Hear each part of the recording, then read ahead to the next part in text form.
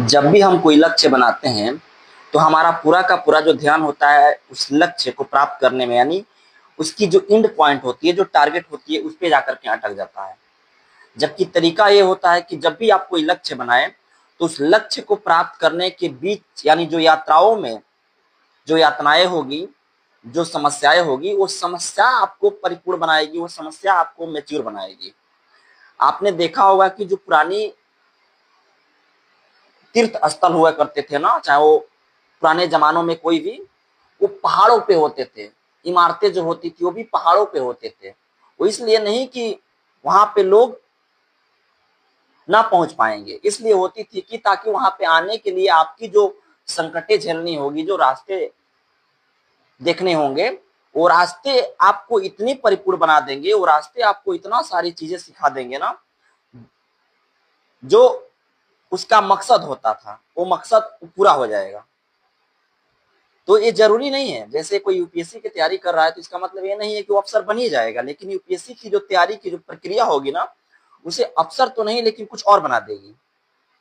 उसके जो सिलेबस है, उसके जो सिलेबस रखे गए हैं, वो सिलेबस आपको इतनी सारी ज्ञान, इतनी सारी गहराइयां, इतनी सारा नॉलेज आपको देंगे कि आपके अंदर इमोशनल स्टेबिलिटी आ जाएगी, स्थायित्व आ जाएगा, जिसके माध्यम से आप किसी भी फील्ड में जाकर कोई अच्छा खासा काम कर सकते हैं। तो इसी पर एक शेर है कि जुस्तजू थी जिसको वो पाया नहीं हमने। जुस्तजू थी जिसको वो पाया नहीं हमने, मगर इसी बहाने दुनिया देख ली हमने।